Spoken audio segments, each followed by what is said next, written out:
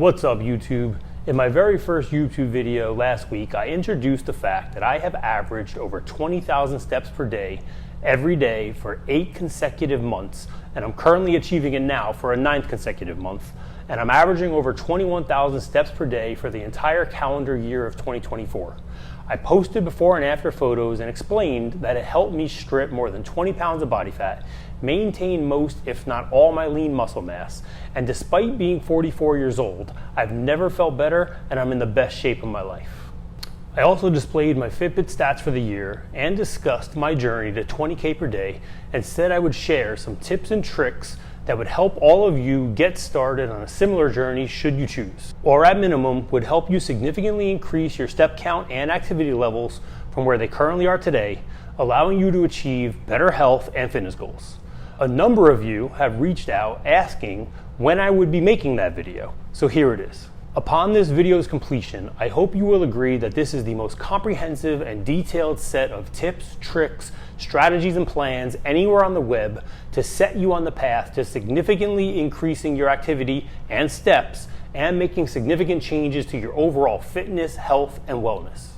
We're about to dive into the list, but I'm really trying to get my subscription levels for this channel up. It's something that's really important to YouTube in order for them to show your videos and your content to more people. So if you would, please subscribe to the channel. And without further ado, let's jump into the list. 1. Don't just set a daily step goal, but also set a daily step minimum. There needs to be a North Star you are working towards, but there also has to be a number that you look at and say, okay, no less than this number is acceptable. For example, set a daily step goal of 12K, but let's start with a daily step minimum of 8K. 8K is that number that, hey, if I don't achieve at least that, I'm going to go for a walk at 9 p.m. if I have to in order to achieve it.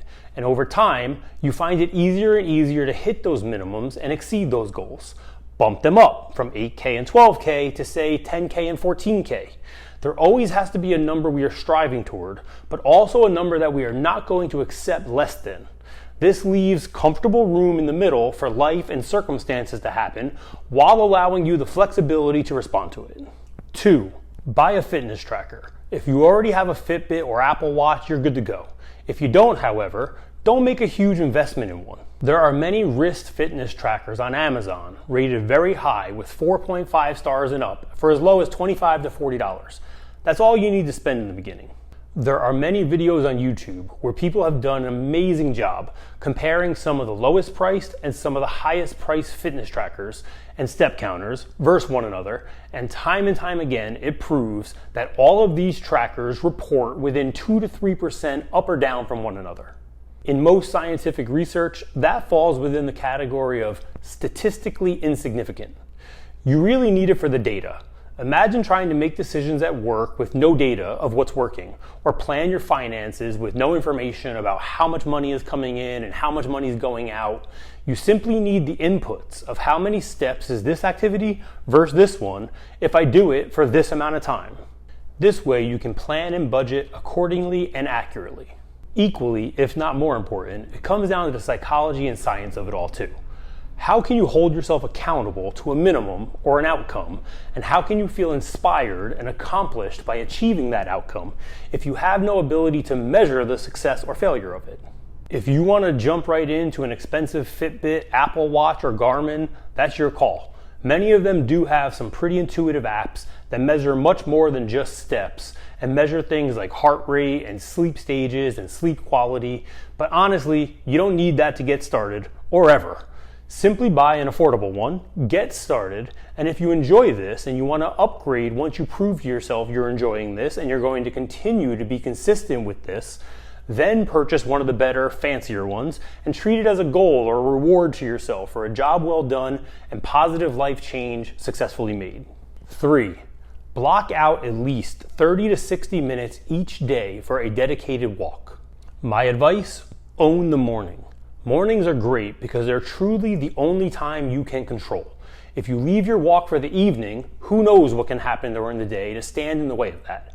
Control what you can control, and nothing great comes without some sacrifice. Whatever time you wake up now, start waking up 45 minutes to 1 hour earlier and fit a 30 to 60 minute walk in.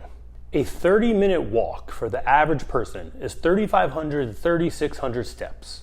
A 60-minute walk for the average person is 7,000 to 7,200 steps. And the average person already walks 3,000 to 6,000 steps per day organically, just doing things like walking around their house or their office, walking around the kitchen making dinner, going to the bathroom numerous times per day. So if you're doing, say, 5,000 steps in that everyday organic living, and you add even one single 30-minute walk to the equation, you're already going to find yourself at 8,500 steps, which puts you well on your way to 10,000 plus, with some minor tweaks like I'm about to go more into soon. If you can dedicate 1 hour per day to dedicated walking, which doesn't have to be all at once, it can be 30 minutes in the morning and 30 minutes in the evening. But if you commit 1 hour per day, now you are at 7,000 plus just from your 60 minutes of dedicated walking, plus your 5,000 from your organic everyday living. So now you're at 12,000 steps for the day, and you didn't make any major adjustments, let alone big sacrifices to get there. 4. This is the most important tip and the most important one to pay attention to. You need to work walking into your everyday things, obligations, responsibilities that you're already doing. The average person does not remotely understand how sedentary they are and how many opportunities for movement and activity they have available to them right here and now today. I'm going to rattle off a bunch of them right now that I guarantee a few will ring true to you personally, or at minimum you will hear it and know how something is comparable in your life, and it's a golden opportunity just like the one I'm describing. Telephone calls. I do a bunch of calls every day for work. While many of them require me to be on camera or on Zoom, many others do not. Any call I have during the day that does not require me to be on camera, business, personal, I take that call on a committed walk, or at minimum while pacing around my office, my living room, or my yard. I'll use my wife for example. Every week, my wife talks on the phone at some point with her mother, her sister, her childhood best friend who is like a sister to her. I'm sure many of you can relate with that. What are you doing while taking those calls today? If you're sitting down for any of them, take them on the move. The conversation is the same and just as meaningful. For the walk, the calls are just as productive, but they are now improving your fitness, your health, and your wellness. This one here is my personal favorite. How many of you, multiple times per week, each week, have to take your kid to sports practice or karate class or dance class? If the class is an hour long, I doubt you drive there, drop them off, drive all the way home, just to turn around 30 minutes later to drive there again to pick them up, right? If you are, that is tremendously inefficient. No, I bet the majority of you are sitting down and watching practice, or sitting down on some bleachers or in a chair or in your car, watching Netflix or scrolling social media. Get up and walk during that hour.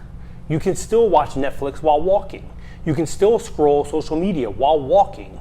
You can put on a podcast. You can answer work emails. But whatever you do, just don't sit there doing nothing while you can do something while doing nothing.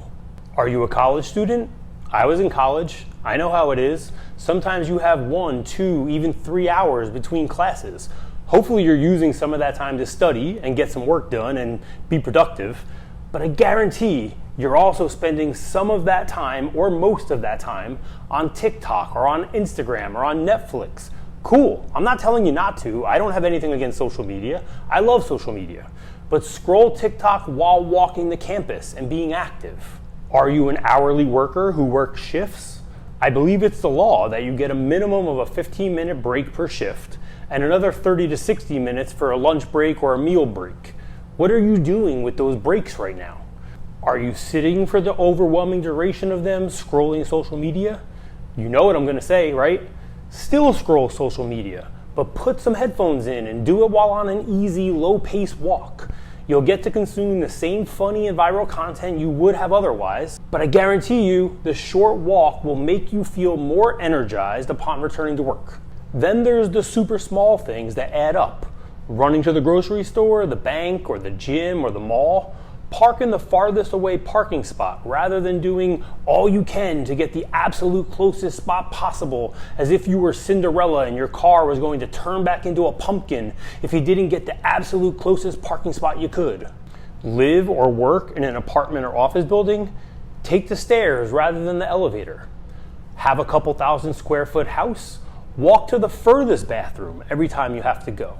At the gym? Cool, this is already supposed to be the most active part of your day anyway. Most lifting programs anyone follows calls for a minimum of 1.5 to 2 minutes rest in between sets.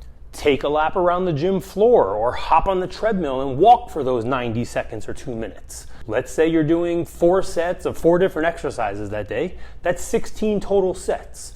Walk for 2 minutes on the treadmill rather than just standing around scrolling on your phone, and that's an extra 32 minutes of walking and 3,800 plus steps right there when you otherwise would have just been standing or sitting around, even during a duration of time that is supposed to be your most active. The opportunities are everywhere. 5. Get others involved. Got friends to hang out with or reconnect with? Cool. There are so many things that you can do that are leisurely and fun and active that aren't meeting up at a bar or a winery or a coffee shop. Go on a hike. Go to a farmer's market. Go to a zoo or a museum. Got a significant other? A husband, a wife, a boyfriend, a girlfriend? Awesome. This is a big one. Go on walks together. With your busy schedule or his or her busy schedule, how often do you two actually get to spend meaningful, active time with one another, just talking and communicating, catching up with one another on one another's day, especially if you have kids? We all know how stressful being mom and dad can be, and you aren't always showing your significant other your best self in the madness of being mom and dad. Reconnect on a daily, couple times per week, or even a weekly walk where you can just be husband and wife. Speaking of kids, play with your kids. Got baby age kids? Put them in a stroller, go for a walk. Smaller kids like age 3 to 8, take them to the park and run around with them and actively play with them. Older kids age 10 and up, play a sport with them. Go play one-on-one basketball, go play tennis or pickleball together. That sport seems to be taking over the earth. All these things allow you to build a ton of daily activity and steps into your day and build better connections with those around you and those most important to you. But wait, we forgot about somebody. Have a dog? Does taking your dog for a walk normally consist of you bringing them outside to their favorite little patch of grass out front, allowing them to pee or drop whatever it is that they must, and then immediately turning around and going back in the house? I'm sure that sounds familiar to many of you. It did to me for a long time.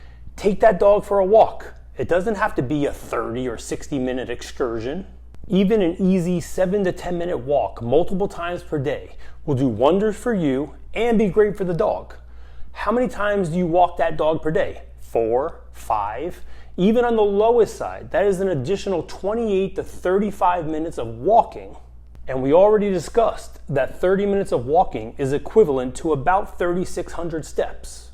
Imagine the impact that could have for you and your 4-legged friend. On weekends, take the dog to a big open field and throw a ball or a frisbee with them for 30 minutes. But don't just stand there. As you throw the ball and the dog chases, follow them. Or simply walk laps around the exterior of the field the entire time the dog fetches.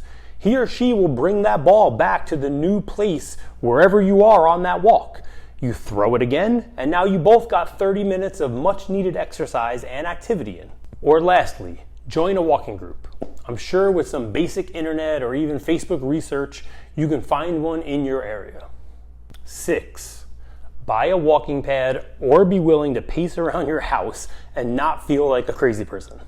Let's talk about walking pads first, because I'm going to expose myself when we talk about the house walking. Walking pads are awesome. There are so many on Amazon with high 4-star ratings that are very reasonably priced. I'm talking ratings as high as 4.8 out of 5 stars on hundreds or thousands of reviews for as little as $99 to $129, and they are worth every penny. I suggest getting one that is capable of doing even moderate inclines. You can set it up under a standing desk to get steps in while working. You can set it up in front of the TV to get steps in while watching TV or Netflix. If it's too hot or too rainy, too cold, too dark, too dangerous to walk outside where you live, you can get steps in right in the comfort and convenience of your own house. This is great for phone calls where you can't or don't want to leave the house, or just micro moments when you have, say, 5 to 10 minutes to get some steps in, but don't want to or can't leave the house. One thing I'd say is be careful of width. Get the one you prefer within your price range with high ratings, but get the widest one you can that fits that standard. For a smaller person, like anyone under, say, 170 pounds or so, I'm confident nearly any of the high-rated ones will be perfect. If you're a bigger, wider built person like me, with wide hips and wide feet, I found myself ever so slightly changing my walking gait while on the walking pad because it was a bit too narrow for me. But for someone like my wife, who is 130 something pounds, it was perfect and more than wide enough. So if you're a bigger person, be mindful of that. Now let's talk about walking around the house. I have 2 amazing walking paths in my house. I have an open kitchen to living room setup in my house that makes for a perfect circular track for me to take a lap around the living room, right up and through the kitchen, back through the living room, with never having to break my stride. I love it. When my wife is home or in the kitchen or in the house in general, she hates it. It stresses her out to see me doing laps around the 2 main rooms of our house. When she's in the house or in the kitchen, I have another track in the master bedroom that allows me to walk down a long hallway, loop around the bedroom, and back down the hall, back around to the bedroom, wash, rinse, repeat. My wife busts my chops, my kids bust my chops, they imitate me pacing around in a mocking way, but I don't care. They all know I have a screw loose already, and I use these walking methods when I need to pace on a phone call or can't go outside, or I only have a few minutes, but I do indeed have some time to squeeze in some steps. So like I said, some in-house walking is heavily suggested and a great step booster. And if you're unwilling to be the butt of a few jokes or annoy the folks who love you most, get a walking pad. Bonus tips. Footwear is important. Comfortable sneakers are a must, but comfortable socks are even more important. I wear ankle socks. I was born in the 1900s. That's just how it is. I know kids today love their tube socks and they think that anyone who wears ankle socks is an old fogey, but ankle socks till I die, right? But I used to buy the thinnest possible socks I could find. I'm talking so thin that they were like borderline sheer. You can kind of see my foot through the material of the socks. And when I first started doing all this walking, those were the socks I was wearing because those were the socks I owned. And they weren't conducive to the activity volumes I were doing. I since have purchased much thicker, kind of what they call comfort socks. The material of the sock itself is just significantly more cotton.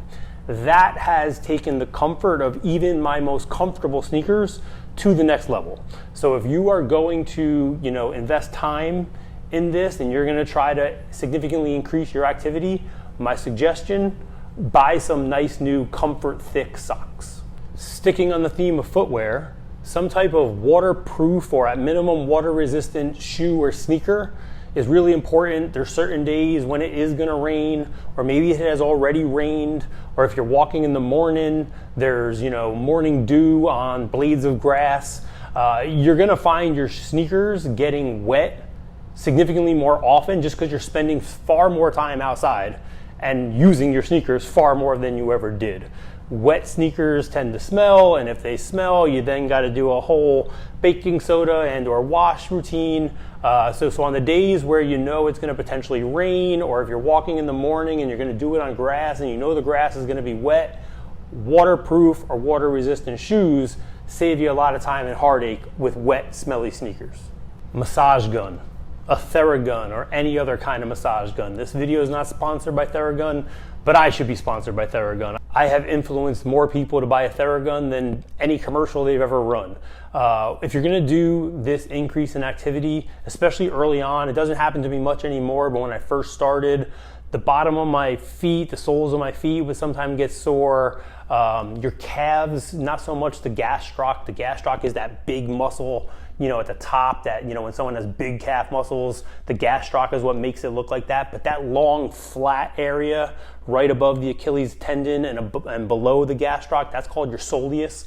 Your soleus is going to get fatigued. The bottom of your feet could get fatigued.